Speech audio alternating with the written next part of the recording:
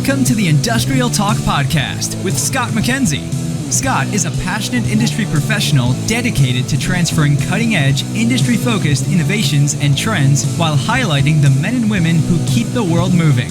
So put on your hard hat, grab your work boots, and let's go. All right, once again, thank you very much for joining Industrial Talk, a platform dedicated to industrial professionals all around the world because you are bold, yes, brave, yes, dare greatly, absolutely.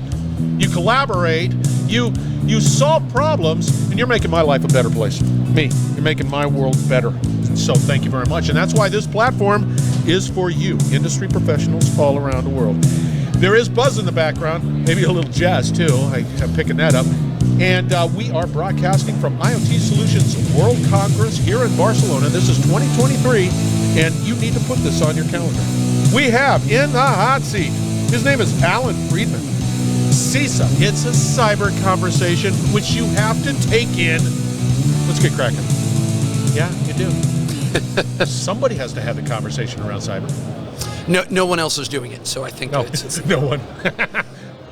Nope, they are. But it's always interesting, Alan.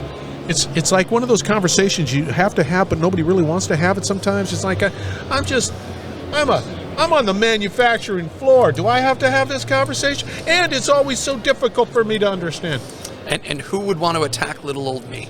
Who would want to attack I'm going to put that down on the old bumper sticker because they do. It's true. And it's okay. Before we get into it, give us a little background on who Alan is.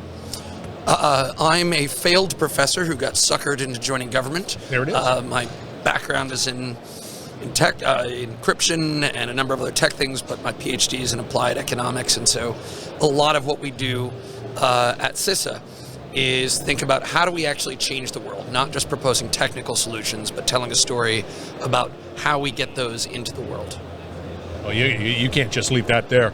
Acronym, CISA, what does that stand for? Cybersecurity and Infrastructure Security Agency. We are the United States government's lead cybersecurity agency, and we both work across the U.S. government, but more importantly, with the private sector to make it easier and cheaper to defend ourselves.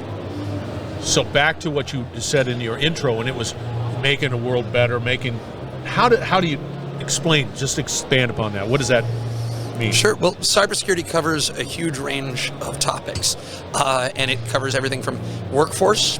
How do we make sure that we have a couple more generations of people who want to do it? By the way, quick plug, cybersecurity has massive negative unemployment. So if anyone is advising young people, or if you're contemplating a career change yourself, it's not too late to get involved, and CISA is hiring. I hope we're the government, so hopefully that plug is okay. Hey, we're a podcast, which is just absolutely fine. Plug. But there's a lot of discussion going on, and it covers everything from the very high end. So when Russia invaded Ukraine last year, we developed a posture called Shields Up to help the industrial control system community sort of figure out how do we make sure that we're ready for attacks that may come against Americans. And then there's a lot of more specific detailed approaches, such as maintaining lists of resources. So one thing that my team does is we have a list of known exploited vulnerabilities. It's not just enough to know what's vulnerable, but it's saying, hey, we know that there are bad guys who are going out in the world and trying to break into systems using these flaws. And that helps us prioritize. So, what I'm always dazzled by, it always seems like the cyber side of the world is always reactive. Not you, but me, business. Yep. I have to react because I was breached or whatever it might be, but there's a reactive. Is there a way of becoming proactive? Like, hey, we see you out there, that type of thing. So there's a buzzword in industry called shifting to the left, right? We have, imagine you've got a boom, right? This is something from military that operations world has sort of modeled, which is to say the things that are happening after the boom, those are important and we need to have good processes. But what we really want to do is shift to the left of boom to make sure that we're prepared. And there are two ways we can do that. One is fixing things now.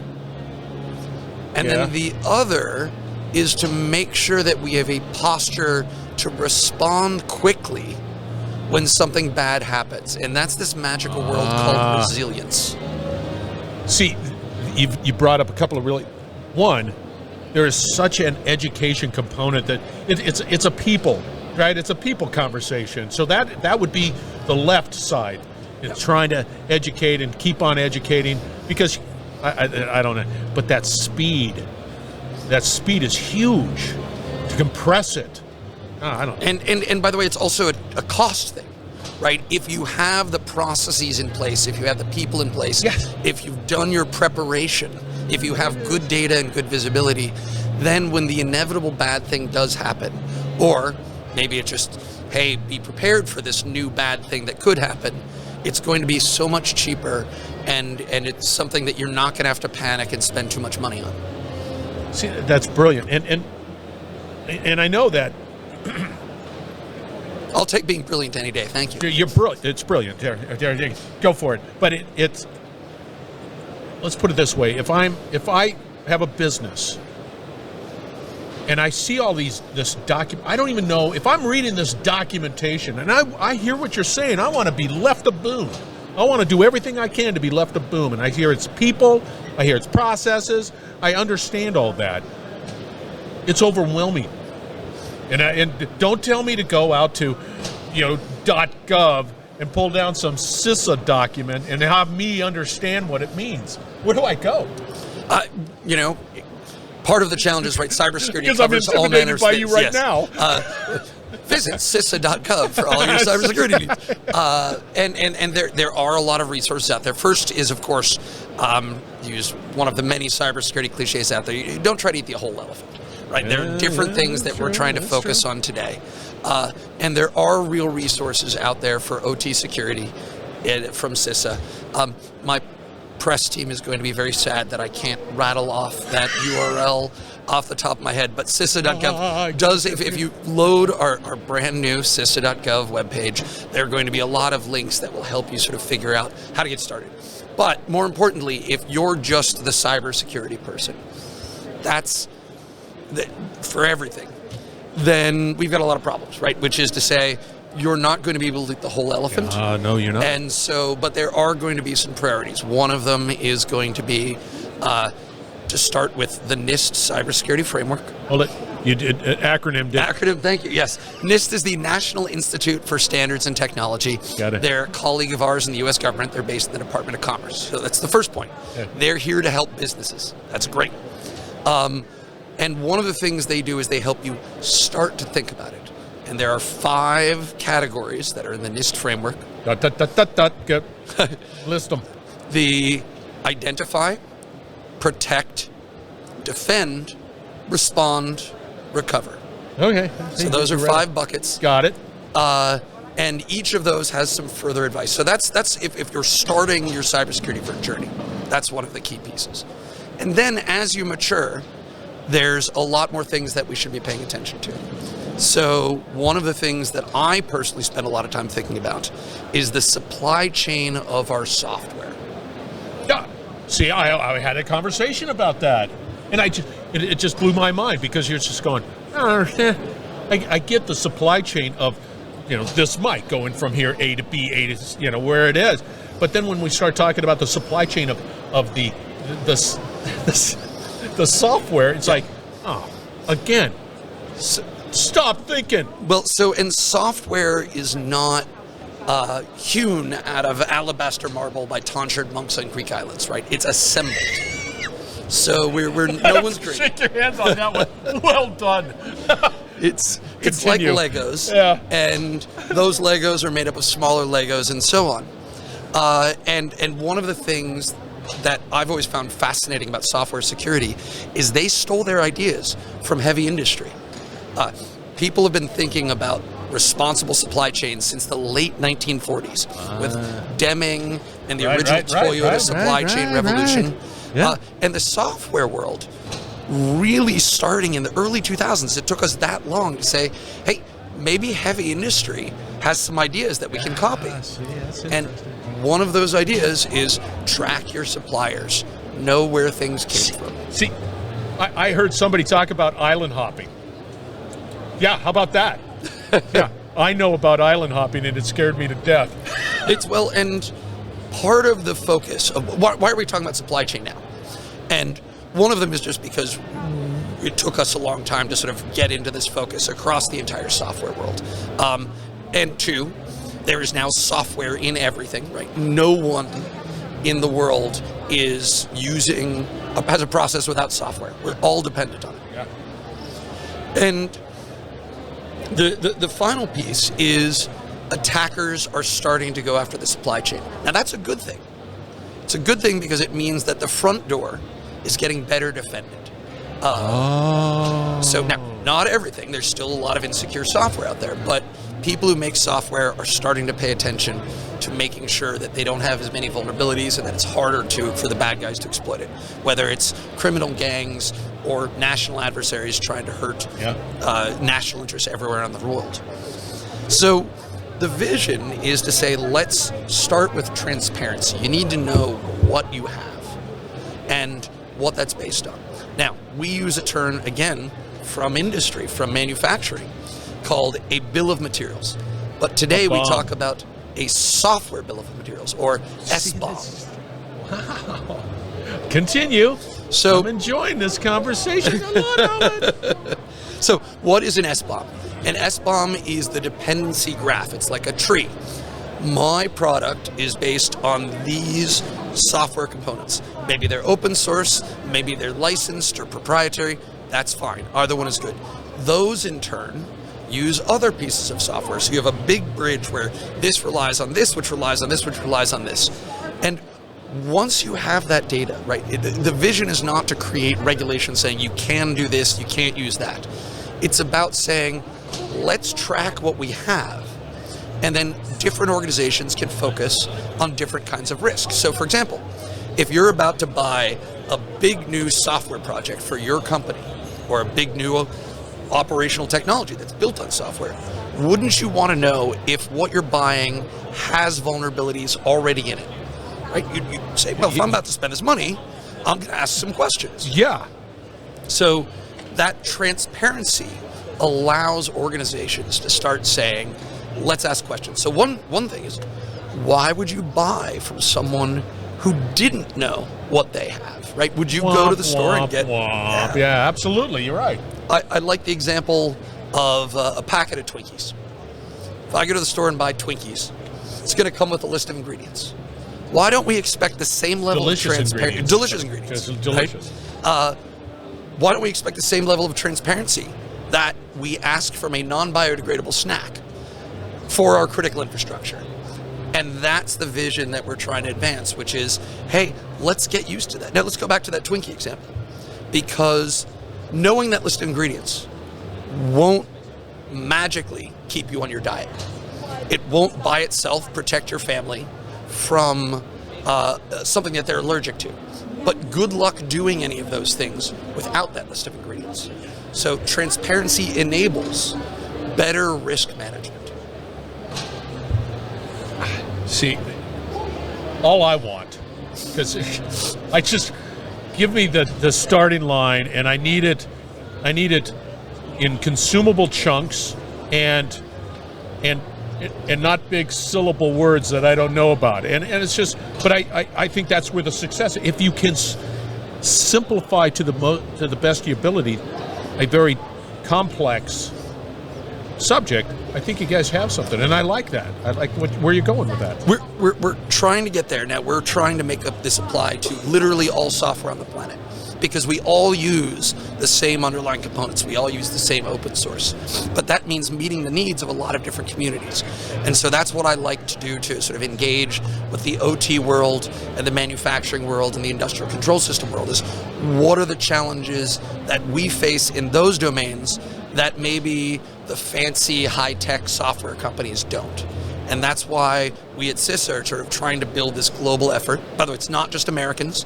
We have participants in this discussion around the world. It has to be. Yep. I have that question all the time. It's like, hey, I found something right over here. And then what do you do with it? It benefits the community, whatever that is, to know about it. Yep. It's like, it's bad.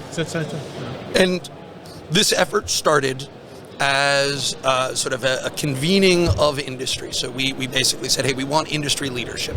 And we still have that, and CISA has this model where we want to talk to industry, but we also run different working groups that are focused on technical details. But this isn't staying as a purely voluntary thing. Government gonna government.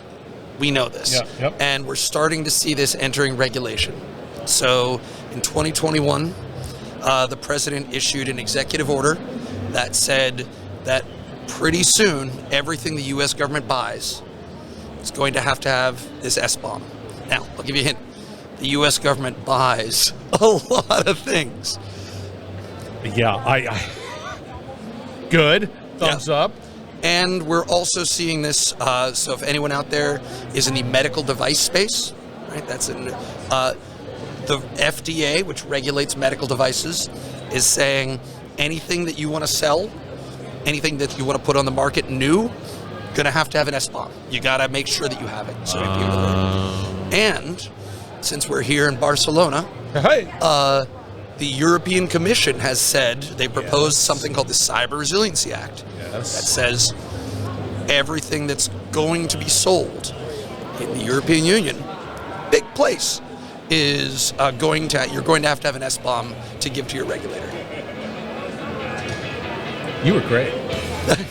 I don't know if I don't know where to go now. Still, there's a lot of stuff. I'm glad people like you and others do this.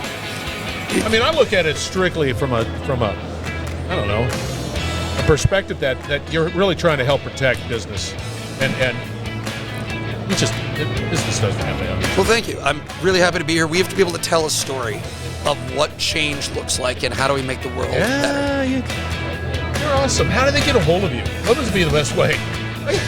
Please. Email SBOM at CISA, CISA.dhs.gov. Just do an SBOM? That's a we're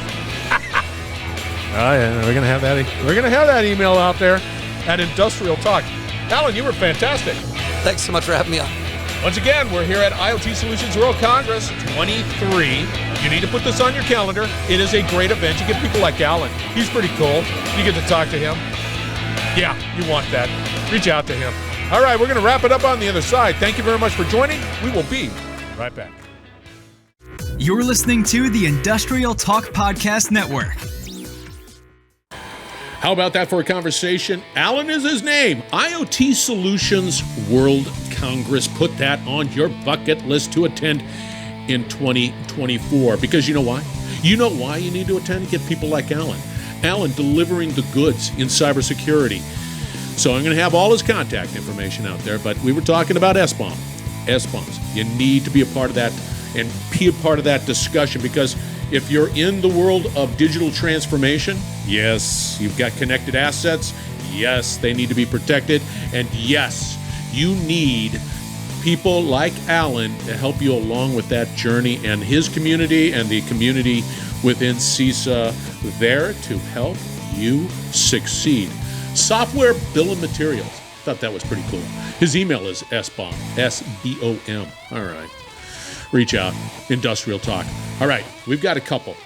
Got a couple three. How about that? Events planned.